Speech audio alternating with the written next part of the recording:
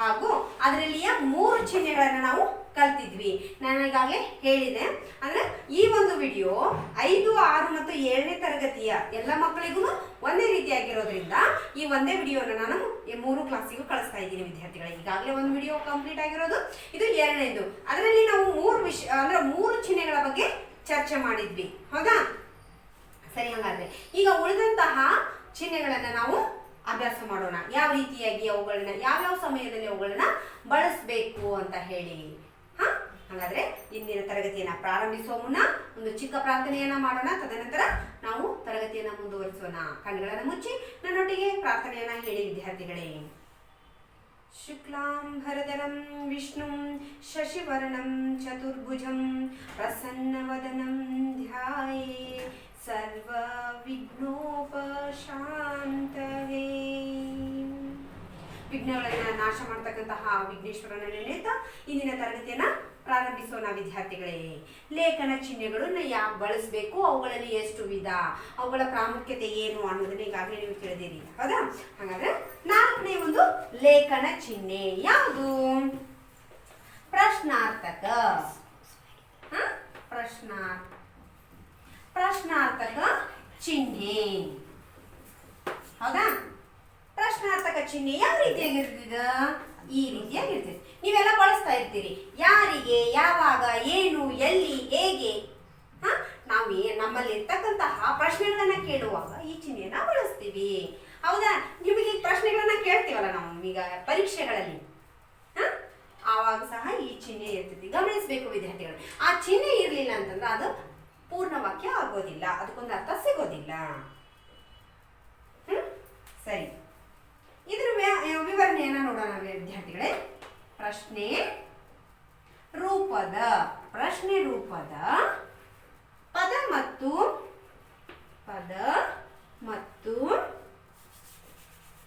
ರೂಪದ ಪದ ಮತ್ತು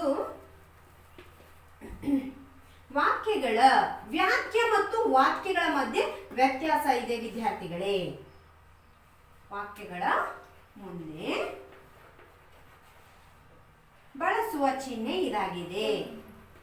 ಬಳಸುವ ಚಿಹ್ನೆ ಇದಾಗಿದೆ.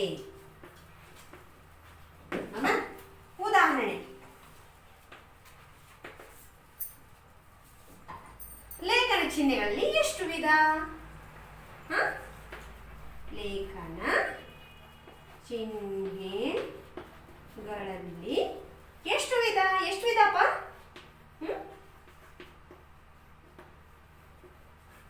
ವಿಧಗಳಿವೆ. ಇದು ಚಿಹ್ನೆ ಬರಲಿಲ್ಲ ಅಂದ್ರೆ ಇದಕ್ಕೆ ಅರ್ಥ ಸಿಗೋದಿಲ್ಲ. ಆಮೇಲೆ ನಿನ್ನ ಶಾಲೆಯ ಹೆಸರೇನು? ನಿನ್ನ ಶಾಲೆಯ ಹೆಸರೇನು? ಹೌದಾ? ಎಲ್ಲಿಗೆ ಹೋಗಿದ್ದೆ? ನಾನು ರವಿ ಮನೆಗೆ ಹೋಗಿದ್ದೆ. ಎಲ್ಲಿಗೆ ಹೋಗಿದ್ದೆ ಅಂತ ಕೇಳಿದ್ರೆ ಪ್ರಶ್ನೆ ರೂಪದ ಪದ ಮತ್ತು ವಾಕ್ಯಗಳ ಮುಂದೆ ಬಳಸುವ ಚಿಹ್ನೆ ಇದಾಗಿದೆ. ಈ ರೀತಿಯಾಗಿ, ಆಯ್ತಾ? ನೀಟಾಗಿ ಇದನ್ನ ನಕಲು ಮಾಡ್ಕೋಬೇಕು. ನಕಲು ಅಂದ್ರೆ ಕಾಪಿ. ನಂತರ 5ನೇ ಚಿಹ್ನೆ ಯಾವುದು? ಭಾವಸೂಚಕ. ಬರ್ದಾಯ್ತಾ? ನೀಟಾಗಿ ಬರಿಬೇಕು. ಇದಕ್ಕಾಗಿ ಪ್ರತ್ಯೇಕ ಒಂದು ಬುಕ್ ಅನ್ನ ಇಡಬೇಕು ಅಂತ ನಾನು ಹೇಳಿದ್ದೆ. 100 ಪುಟಗಳ ಒಂದು ಬುಕ್ ಅನ್ನ ಇಡಬೇಕು. ಆ ಒಂದು ಬುಕ್ ಅಲ್ಲಿ ಇದನ್ನ ಬರೆದುಕೊಳ್ಬೇಕು. ಭಾವಸೂಚಕ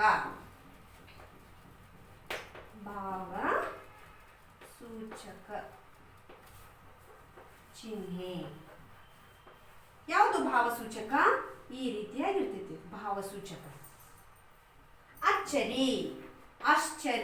ಆಶ್ಚರ್ಯ ಆಗಿರ್ತೈತಲ್ಲ ನಮ್ಗೆ, ಆ ಒಂದು ಸಮಯದಲ್ಲಿ ಈ ಚಿಹ್ನೆಯನ್ನ ಬಳಸ್ತೀವಿ. ಖೇದ ಅಂದ್ರ ಏನಂದ್ರೆ ಅಸೂಯೆ ಅಂತ ಹೇಳ್ತೀವಲ್ಲ ಅದು. ಸಂತೋಷ ಆದಾಗ ಈ ಚಿಹ್ನೆಯನ್ನ ಬಳಸ್ತೀವಿ. ಹೌದಾ ಅಂತ ಹೇಳ್ತೀವಲ್ಲ, ಆ ಸಮಯದಲ್ಲಿ ಆ ಒಂದು ಪ್ರಶ್ನೆಯನ್ನ ನಾವು ಬಳಸುವಾಗ ನಾವಲ್ಲಿ ಆ ಒಂದು ಭಾವನೆಯನ್ನ ವ್ಯಕ್ತಪಡಿಸ್ತಾ ಇರ್ತೀವಿ ವಿದ್ಯಾರ್ಥಿಗಳಿಗೆ. ಒಂದು ದುಃಖದ ಸಮಯ ಸಮಯದಲ್ಲಿ. ನಂತರ ವಿಷಾದ ನೋಡಿ, ವಿಷಾದ ಅಂತ ಹೇಳಿದ್ರೆ ದುಃಖ, ವಿಷಾದ ಇತ್ಯಾದಿ ಇತ್ಯಾದಿ ಭಾವಗಳನ್ನು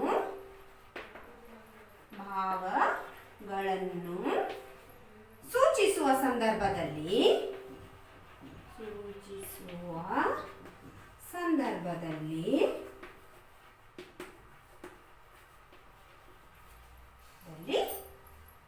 ಈ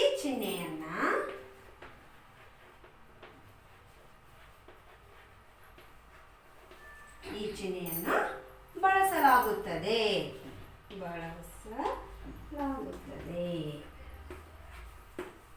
ಹೌದಾ?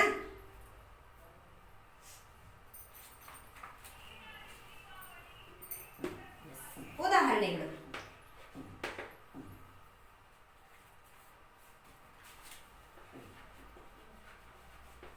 ಅಯ್ಯೋ, ನೋವಾಗಿರ್ತೈತಲ್ಲ, ಅಯ್ಯೋ ಅಂತ ಹೇಳ್ತೀವಲ್ಲ, ಆ ಸಮಯದಲ್ಲಿ ಅಯ್ಯೋ ಅದು ಹೇಗಾಯಿತು?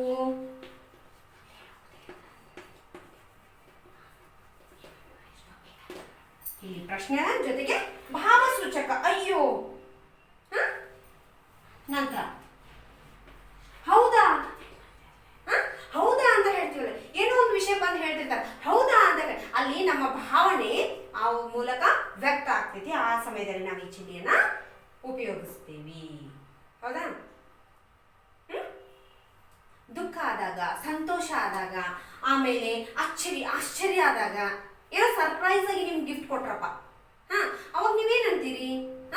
ಹೌದಾ ಅಂತ ಈ ತರ ಹೇಳ್ತೀರಿ? ಇಲ್ಲ, ಖುಷಿ ಆಗ್ತಿರಿಲ್ಲ, ಮಾತೇ ಹೊರಡೋದಿಲ್ಲ. ಈ ವರ್ಷ ನೀವು ಪರೀಕ್ಷೆ ಇಲ್ಲದೇ ಪಾಸ್ ಆಗ್ತಿದ್ದೀರಲ್ಲ, ಇದು ಆಶ್ಚರ್ಯ ಸಂಗತಿ ಅಲ್ಲ. ಅದೇ ಆವಾಗ ಈ ಚಿಹ್ನೆಯನ್ನ ನಾವು ಬಳಸ್ತೀವಿ ವಿದ್ಯಾರ್ಥಿಗಳೇ. ಸಂತೋಷ, ಖೇದ, ವಿಷಾದ ಅಂದ್ರೆ ದುಃಖದ ಒಂದು ಸಂದರ್ಭದಲ್ಲಿ ನಾವು ಅವಾಗ ಸಂತೋಷನ ವ್ಯಕ್ತಪಡಿಸೋದಿಲ್ಲ. ಇದು ಹೇಗಾಯ್ತು? ಅವಾಗ ನಮ್ಮ ಧ್ವನಿ ಗದ್ಗದವಾಗ್ತೈತಿ, ಹೇಳಕ್ ಆಗೋದೇ ಇಲ್ಲ ವಿಷಯ. ಆ ರೀತಿಯಾದ ಸಮಯದಲ್ಲಿ ನಾವು ಆಶ್ಚರ್ಯವನ್ನು ತರುವಂತಹ ಸಂದರ್ಭದಲ್ಲಿ, ಸಂತೋಷದ ಸಮಯದಲ್ಲಿ, ವಿಷಾದದ ಸಮಯದಲ್ಲಿ, ಖೇದದ ವ್ಯಕ್ತಪಡಿಸುವಾಗ ಈ ಚಿಹ್ನೆನ ಬಳಸ್ತೀವಿ. ಇದು ಭಾವಸೂಚಕ ಚಿಹ್ನೆ. ನಂತರ ಇದಕ್ಕೆ ಸಂಬಂಧಪಟ್ಟಂಗ 2 ವಾಕ್ಯಗಳನ್ನ ನೀವು ಬರಿಬೇಕು. ಇದು ಇಂದಿನ ಒಂದು ಮನೆ ಕೆಲಸ. ಭಾವಸೂಚಕ ಚಿಹ್ನೆಗೆ 2 ವಾಕ್ಯಗಳನ್ನ ಬರಿಬೇಕು, ಆ ಚಿಹ್ನೆಯಲ್ಲಿ ಬಳಸಬೇಕು. ನಂತರ 6, ನೀಟಾಗಿ ಇದನ್ನ ಕಾಪಿ ಮಾಡ್ಕೊಂಡಿರಿ ಅಂತ ಅನ್ಕೋತಾ ಇದ್ದೀನಿ. ಅದರೊಟ್ಟಿಗೆ ಮುಂದೆ ಹೋಗ್ತಾ ಇದ್ದೀನಿ. 6ನೇ ಒಂದು ಚಿಹ್ನೆ ಯಾವುದು? ಈ ರೀತಿಯಾಗಿ ಇದು ಉದ್ಧರಣ ಚಿಹ್ನೆ. ಯಾವ ಚಿಹ್ನೆ ಇದು? ಉದ್ಧರಣ. ಈ ರೀತಿಯಾಗಿ ನಾವು ಈ ಚಿಹ್ನೆಯನ್ನ ಬಳಸ್ತೀವಿ, ಮೇಲ್ಗಡೆ ಮತ್ತು ಕೆಳಗಡೆ. ಒಬ್ಬರು ಹೇಳಿದ ಮಾತನ್ನು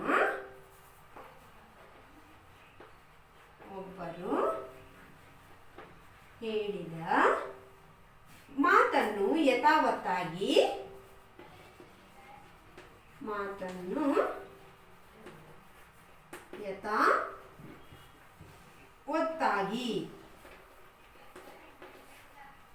ಯಥಾವತ್ತಾಗಿ ಹೇಳಿ, ಯಥಾವತ್ತಾಗಿ ಬರೆಯುವಾಗ ಈ ಚಿಹ್ನೆಯನ್ನ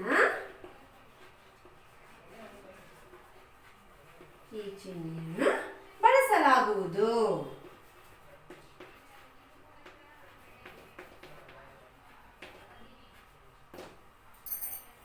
ಹೌದಾ? ಈ ಚಿಹ್ನೆಯನ್ನ ಬಳಸಲಾಗುವುದು ಯಾವಾಗ? ಒಬ್ರು ಹೇಳಿದ್ದನ್ನ ಅದೇ ರೀತಿಯಾಗಿ ನಾವು ಬರೆಯುವಾಗ. ಉದಾಹರಣೆ ನಾವು ಅದನ್ನ ಹೈಲೈಟ್ ಮಾಡ್ಬೇಕಾಗಿರ್ತೈತಿ. ಅವ್ರು ಹೇಳಿರೋ ಮಾತನ್ನ ಯಥಾವತ್ತಾಗಿ ನಾವು ಅದನ್ನ ಹೇಳ್ಬೇಕಾಗಿರ್ತೈತಿ. ಆ ಸಮಯದಲ್ಲಿ ಬಸವಣ್ಣನವರು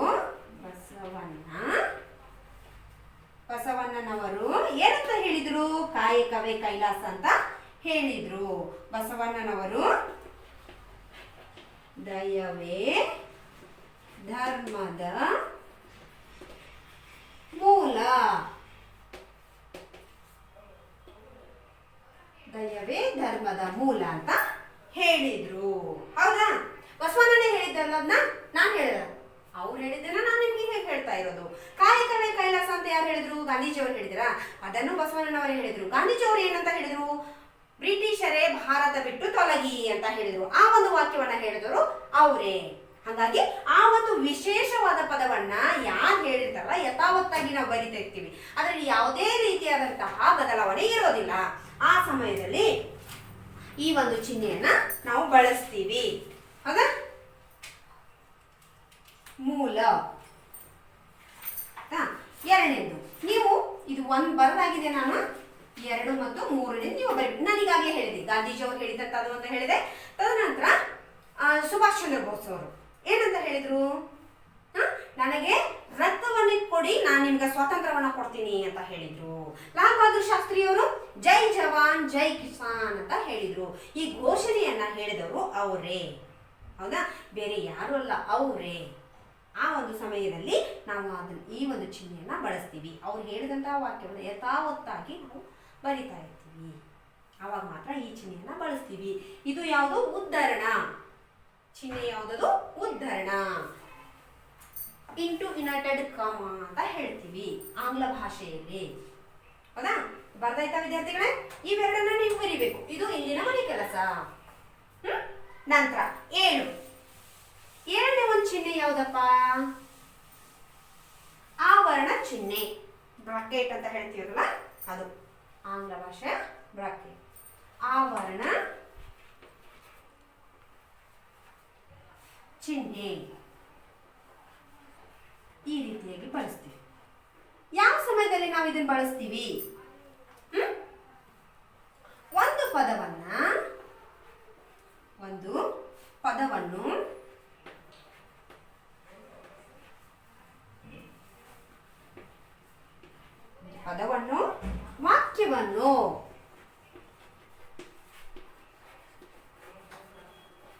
ವಾಕ್ಯವನ್ನು ಹೇಳುವಾಗ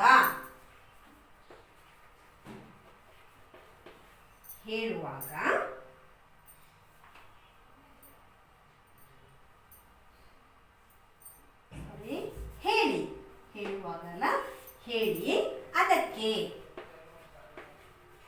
ಅದಕ್ಕೆ ಸಮಾನಾರ್ಥಕ ಪದವನ್ನ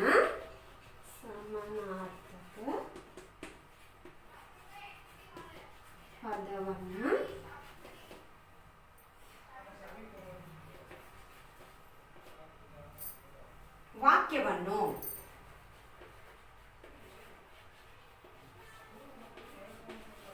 ಹೇಳುವಾಗ ಈ ಚಿಹ್ನೆ ಬಳಸುತ್ತೇವೆ.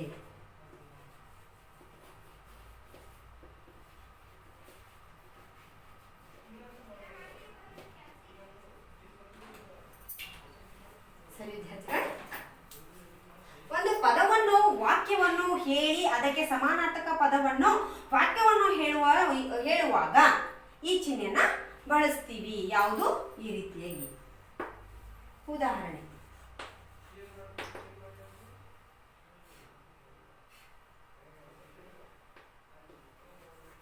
ಮಾಸ್ತಿ ವೆಂಕಟೇಶ್ ಅಯ್ಯಂಗಾರ್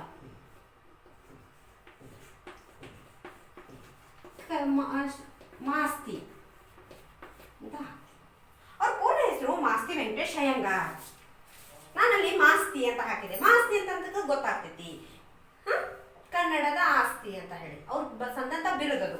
ಇಲ್ಲಿ ಮಾಸ್ತಿ ವೆಂಕಟೇಶ್ ಅಯ್ಯಂಗಾರ್ ಅವರ ಪೂರ್ಣ ಹೆಸರು. ಅದನ್ನ ನಾವು ಶಾರ್ಟ್ಕಟ್ ಆಗಿ ಏನಂತ ಬರದೆ ಮಾಸ್ತಿ ಅಂತ ಬರ್ತೀವಿ. ಇಲ್ಲಿ ಕುವೆಂಪು,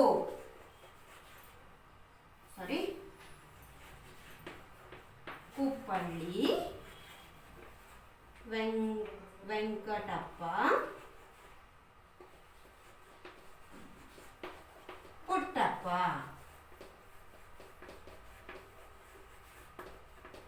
ಕುವೆಂಪು. ಹೌದಾ? ಅವ್ರ ಪೂರ್ಣ ಹೆಸರು ಕುಪ್ಪಳ್ಳಿ ವೆಂಕಟಪ್ಪ ಪುಟ್ಟಪ್ಪ. ಅಂದ್ರೆ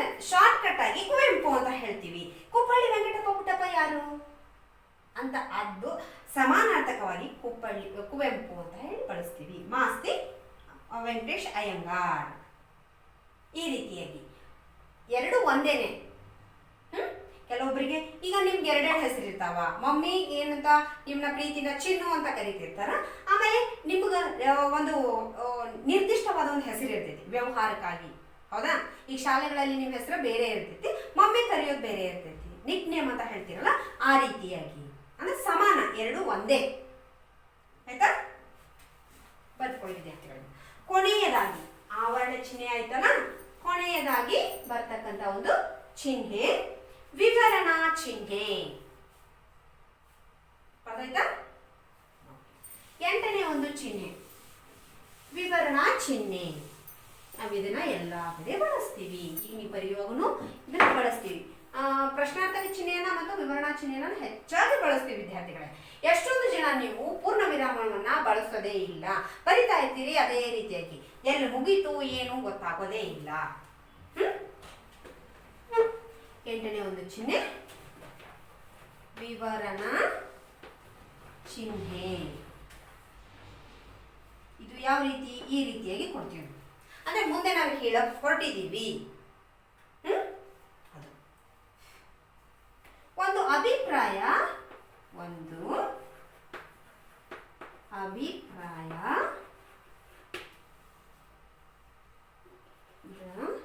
ವಿವರಣೆಯನ್ನು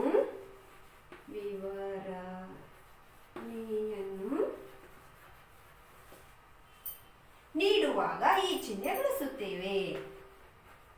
ನೀಡುವಾಗ ಈ ಚಿಹ್ನೆ ಬಳಸಲಾಗುವುದು.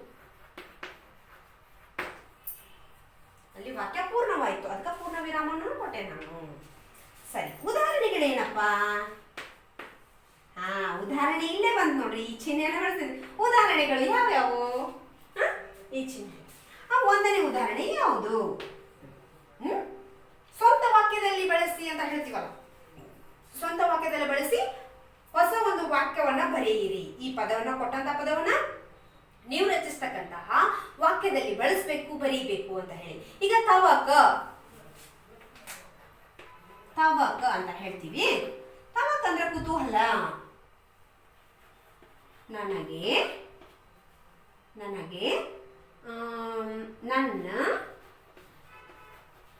ನನ್ನ ಅಂಕಗಳನ್ನು